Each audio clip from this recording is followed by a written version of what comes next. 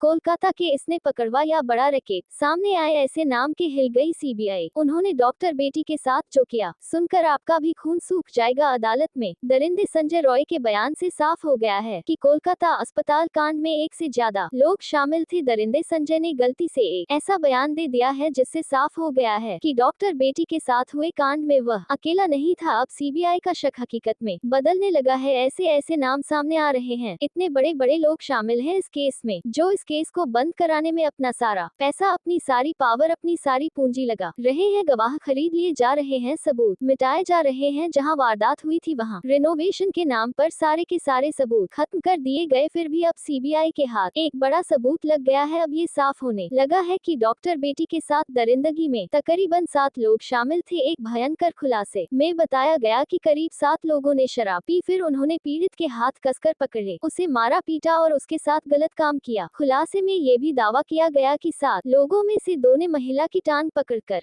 जरा संत की तरह अलग कर दी। फिर संजय को बुलाया गया, लेकिन ये तो कुछ भी नहीं है। आगे ऐसे ऐसे खुलासे हुए जिसके बाद ये साफ हो गया कि यह काम अकेले संजय का नहीं था, बल्कि इसमें कई लोग शामिल हैं। प्रिंसिपल समेत 7 लोगों का बचना नामुमकिन है। ये सब कुछ जानेंगे विस्तार से, लेकिन दोस्तों, डॉक्टर बेटी के लिए, उस बेचारी बिटिया के लिए कमेंट बॉक्स में एक बार justice for Kolkata female doctor जरूर लिख दे। दोस्तों, अदालत में दरिंदे संजय ने वो कबूल कर लिया है जिसके इंतजार में पूरा भारत मुंह लटकाए खड़ा था। पूरे भारत को यह पता था कि यह काम एक बंदे का नहीं है। ये संदेह अब हकीकत में बदलते हुए दिख रहा है। इस बलात्कार कांड में कोई एक नहीं बल्कि तकरीबन 7 लोग शामिल हैं और सब कुछ पूरे तरीके से प्लान है। इसी कारण से सीबीआई फुल एक्शन में आ गई है और कोलकाता के डॉक्टर बेटी केस में 7 आरोपियों का पॉलीग्राफ टेस्ट शुरू हो गया है। उधर सीबीआई के अनुसार बिना दरवाजे वाले सेमिनार हॉल में डॉक्टर बेटी के साथ जो हुआ, उस बिटिया की चीख किसी को सुनाई क्यों नहीं दी। अब सीबीआई ये जानने की कोशिश कर रही है कि अपराध को बिना किसी बाधा के कैसे अंजाम दिया गया। क्या कोई व्यक्ति हॉल के बाहर निगरानी कर रहा था? सीबीआई ये भी देख रही है कि मीनार हॉल से कोई चीख या फिर शोर क्यों नहीं सुनाई दिया बाहर किसी को। इन सभी तथ्यों से यही साफ होता है कि डॉक्टर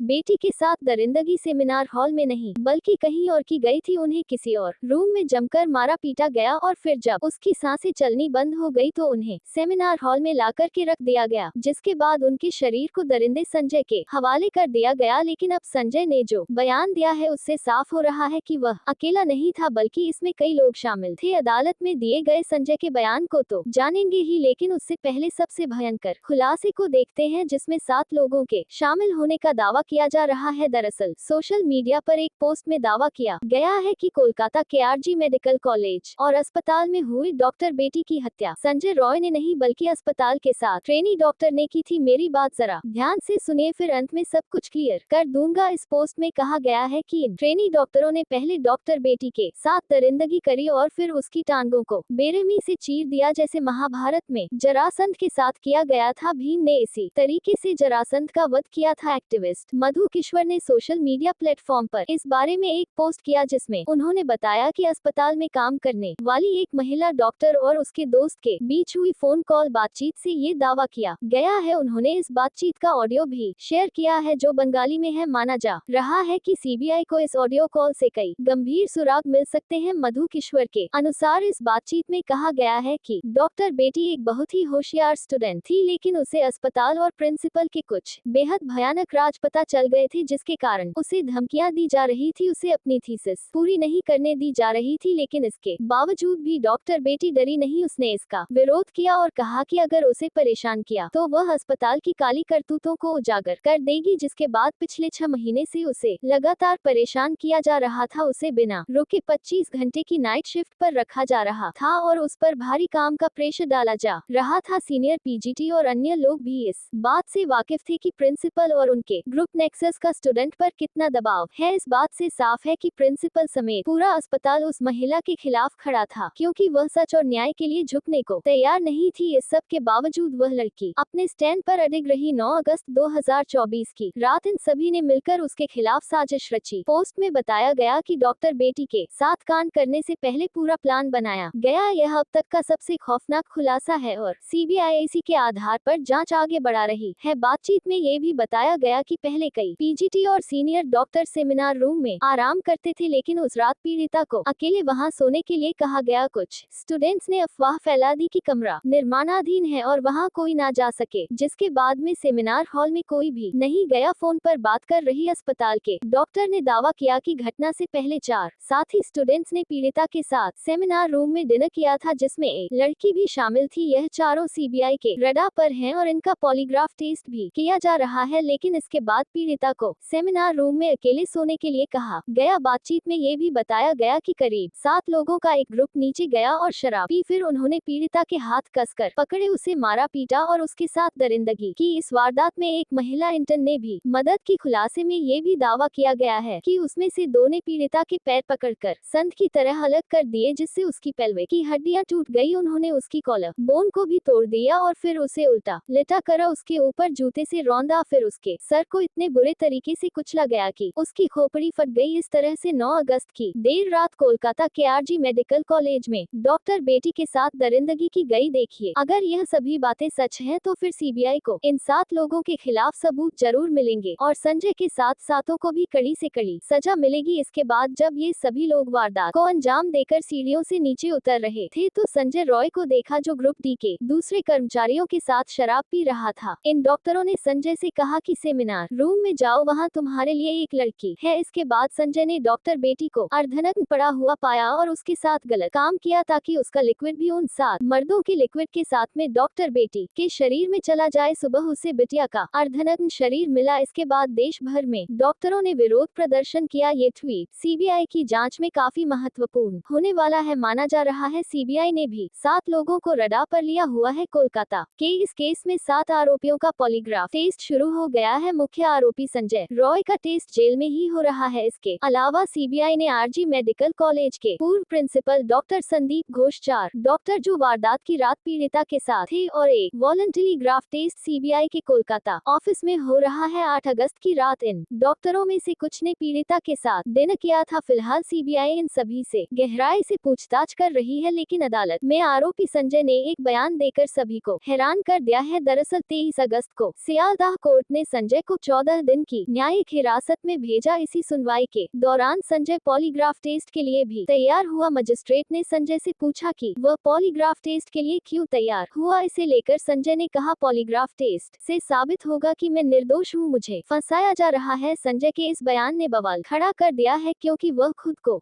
निर्दोष बता रहा है। इसका मतलब साफ है कि इस कांड में कई लोग शामिल हैं। इसी कारण सीबीआई फुल एक्शन मोड में आ चुकी है।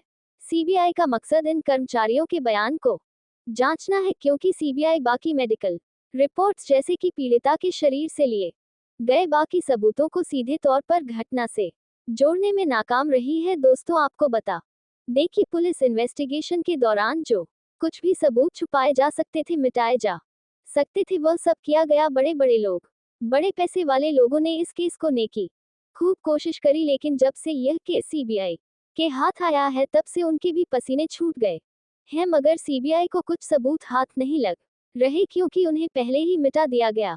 अब सीबीआई जानना चाहती है कि क्या इन चारों डॉक्टरों ने सबूतों के साथ कोई छेड़छाड़ की थी या फिर यह किसी बड़े षड्यंत्र का हिस्सा थे, क्योंकि पोस्टमार्टम रिपोर्ट इधर उधर करने में प्रिंसिपल समेत यह सभी लोग बेहद माहिर थे।